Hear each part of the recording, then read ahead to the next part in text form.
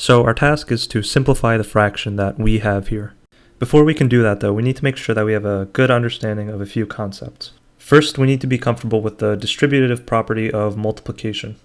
This property states that if we have some number in the form of a times b plus c, this is the same as writing a times b plus a times c. So for example, if we write 4 times 5 plus 2, this is the same as writing 4 times 5 plus 4 times 2. We can also do the same thing but in reverse. So if we have the addition of two numbers with a common factor, we can take out that common factor and distribute it amongst what we have left. So take for example 8 times 3 plus 3 times 7. Here we have a common factor of 3, and according to our rules, it follows that we should be able to write 3 times 8 plus 7. This rule doesn't change when we introduce variables such as x, because x is normally a number just like any other, but whose value we don't know yet. So for example, 7 times x plus 4 times x is equal to x times 7 plus 4. But what about the cases where we have x taken to some power, for example, x to the third? Well, in those cases, it might be helpful to think of x to the third as x times x times x. So for example, let's say we want to factor 7 times x to the fourth plus 4 times x to the second.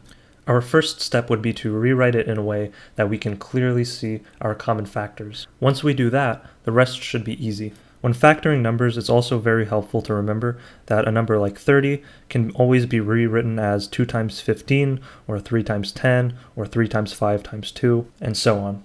In order to see why, consider trying to factor 10x squared plus 5 times x. In this case, we would like to rewrite 10 as 5 times 2 so that we can also factor out the 5.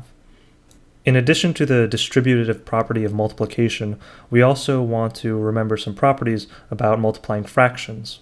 In particular, we want to remember that a over b times c over d is the same as a times c over b times d.